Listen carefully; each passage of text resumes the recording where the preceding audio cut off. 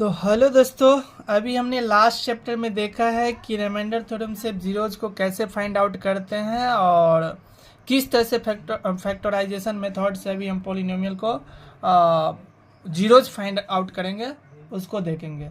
तो एक एग्जाम्पल के थ्रू हम देखते हैं कि कैसे उसका पोलिनोमियल का एक क्या है, फैक्टर है या नहीं है। यहाँ पे x+2 दिया गया है और x³+3x² +5x+6 ये एक पोलिनोमियल है। px इक्वल टू ये दिया गया एक पोलिनोमियल है, ठीक है। तो यहाँ पे फाइंड आउट करना है कि क्या ये जो है x+2 इसका फैक्टर है कि नहीं, फैक्टर है या नहीं है।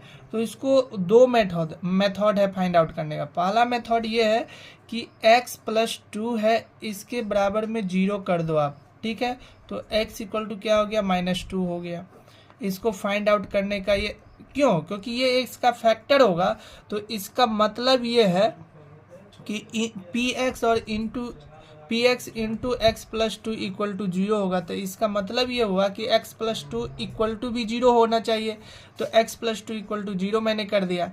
अब मैं px की जगह पे मैं -2 रखूँगा। क्या रखूँगा, -2। तो -2 पुट करने के बाद -2³ +3 इंटू -2² +5 इंटू -2 +6। मैंने भी बताया था कि -2 अगर माइनस में मल्टीपल में होगा, अगर ओड नंबर तो माइनस होता है, तो ये माइनस तो हो गया। और 2 इंटू 2 इंटू 2 इक्वल टू 8 होगा।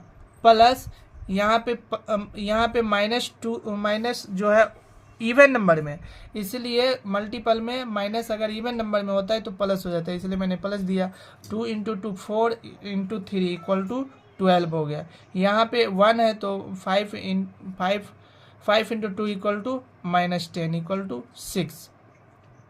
ये हो जाएगा, ये क्या हो जाएगा, 10 - 8 इक्वल टू -18 + 12 + 6 18 इक्वल टू 0। इसका मतलब ये हुआ कि px का x-2 क्या है, फैक्टर है। क्या है, फैक्टर है। बस यही समझना है यहाँ पे कि फैक्टर है या नहीं है। एक एग्जाम्पल हम लेते हैं। क्या लेते हैं, एक एग्जाम्पल लेते हैं। इसको हम कैसे यहाँ पे फाइंड आउट करते हैं उसके बारे में बताते हैं। जैसे कि दिया है find the value of k if x-1 is a factor of 4x³ +3x² -4x + k। तो दिया गया है कि x-1 is a factor of this one. तो फैक्टर है, इसका मतलब हुआ कि x-1 इक्वल टू क्या हो जाएगा, 0। इसलिए x इक्वल टू क्या हो गया, 1। अब जो ये 1 आया इसका फैक्टर है, इसका मतलब है इस पोलिनोमियल में x का वैल्यू 1 रखेंगे तो उसके बराबर क्या हो जाएगा, 0 हो जाएगा। क्या हो जाएगा, 0। तो हम पुट करते हैं 4 इंटू 1³ +3 इंटू 1² -4 इंटू 1 + k, ठीक है। अब इसके बराबर क्या हो जाएगा, 0, क्योंकि फैक्टर है, ठीक है। इसका एक फैक्टर है, इसका मतलब इस पोलिनोमियल के इक्वल टू क्या हो जाना चाहिए, 0 होना चाहिए। तो ये हो गया 4 + 3 -4 + k इक्वल टू 0। तो यहाँ पे x इक्वल टू मैंने पुट कर दिया, तो k इक्वल टू क्या होगा, इसको बोलते हैं इम्प्लाइज दैट। तो ये हो गया, ये 4 कैंसिल हो गया, तो k इक्वल टू कितना आ गया, -3। तो ये k का वैल्यू -3 आंसर आ गया, ठीक है। नेक्स्ट क्वेश्चन देखते हैं। अब हम देखते हैं कि फैक्टराइज कैसे करते हैं,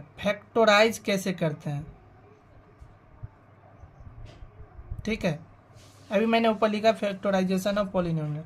तो कैसे फैक्टराइज करते हैं, जैसे कि एक पोलिनोमियल लेते हैं, ठीक है, 6x² 17x प्लस 5।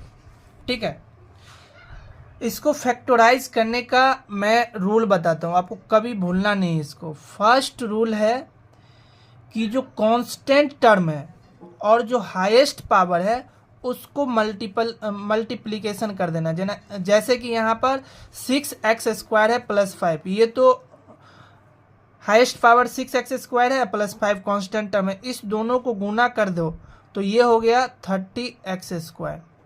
ठीक है,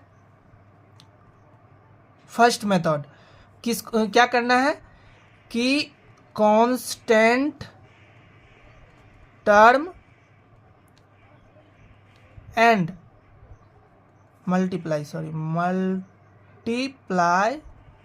the constant term and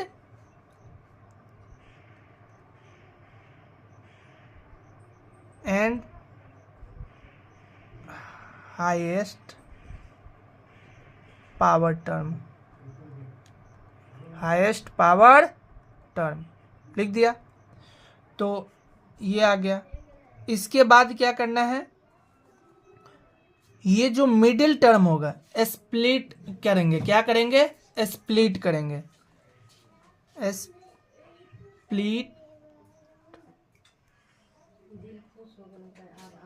split the middle term. Split the middle term means इसको, ये मिडिल टर्म को क्या करना है, मिडिल टर्म को क्या करना है, दो भागों में डिवाइड करना है, और ऐसे डिवाइड करना है कि मल्टीप्लिकेशन करने पर, इसको मल्टीप्लिकेशन करने पर, मल्टीप्लाई करने पर क्या आना चाहिए,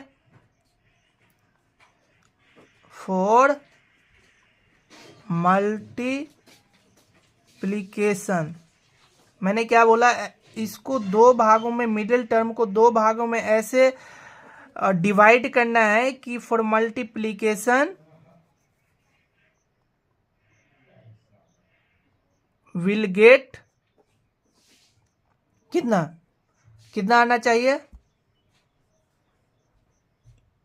रूल 1। ठीक है, और बी में एडिशन और मल्टीप्लिकेशन करने पर, एडिशन और सब्ट्रैक्शन। ठीक है, इधर और कर दो, एडिशन और सब्ट्रैक्शन करने पर क्या आना चाहिए, मिडिल टर्म आना चाहिए। क्या आना चाहिए, मिडिल टर्म। ये याद रखना है। यहाँ पे क्या रखना है याद, कि इसको ऐसे याद करो कि जो हाईएस्ट पावर है और कांस्टेंट टर्म है उसको मल्टीप्लाई कर देना है। ठीक है, मल्टीप्लाई कर देना है, और मिडिल टर्म को ऐसे स्प्लिट करना है कि मल्टीप्लिकेशन जो करने पर वो क्या आना चाहिए, वो जो फर्स्ट रूल में आया है, जो कांस्टेंट टर्म हाईएस्ट पावर का दोनों आना चाहिए, इतना मल्टीप्लिकेशन करने पर आना चाहिए, और एडिशन और सब्ट्रैक्शन करने पर क्या आना चाहिए, मिडिल टर्म आना चाहिए। जैसे यहाँ पे देखते हैं 6, तो इसको कैसे हम डिवाइड करते हैं, तो अगर नहीं समझ में आ रहा है तो 30 को क्या करना, एलसीएम ले लेना। तो 30 को क्या करें, 2 × 15, 3 × 5। तो यहाँ पे देखो 3 × 2 6 आएगा, और फिर 3 × 5 क्या आ जाएगा, 15। तो यहाँ पे ऐसे स्प्लिट करना है, 2x² plus 2x plus 15x plus 5। ठीक है, क्यों, क्योंकि अब देखो 15 × 2 क्या है, 30, और x² 30x²। मैंने यही चीज बोला है कि मिडिल टर्म को ऐसे स्प्लिट करना है कि मल्टीप्लिकेशन विल गेट लास्ट दो टर्मों का मल्टीप्लिकेशन आ गया। अब मैंने सेकेंड में लिखा है एडिशन और सब्ट्रैक्शन करने पर क्या आना चाहिए, मिडिल टर्म आना चाहिए। तो देखो 15 + 2 17 आ गया, तो मिडिल टर्म आ गया। अब इसमें फैक्टराइज कर दो, इसमें 2x कॉमन लोगे इसमें, तो आ जाएगा 3x प्लस इसमें 1 होगा। इसी तरह इसमें 5 कॉमन लोगे तो 3x प्लस 1 होगा। अब देखो दोनों में 3x प्लस 1 है, तो 3x प्लस 1 क्या करेंगे, कॉमन ले लेंगे दोनों में, ये आ गया। इसमें क्या बचा 2x और इसमें क्या बचा 5। ये इसका फैक्टराइजेशन हो गया, ठीक है। मीन्स 3x प्लस 1 और 2x प्लस 5 ये दोनों इसका फैक्टर हो गया।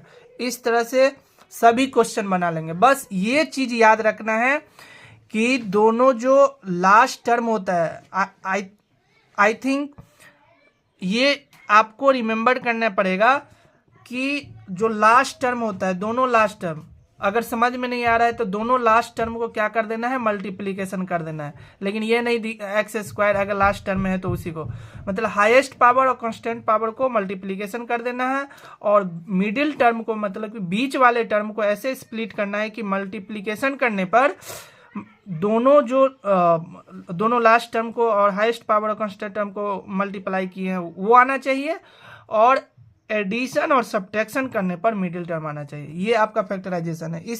इस मेथड से कोई भी ये सेकेंड इसको बोलते हैं, इसको मैंने बताया था क्वाड्रेटिक एक्सप्रेशन और क्वाड्रेटिक पोलिनोमियल। क्वाड्रेटिक पोलिनोमियल का जितना भी फैक्टराइजेशन है कोई भी इस मेथड से आप बना सकते हो। Thank you.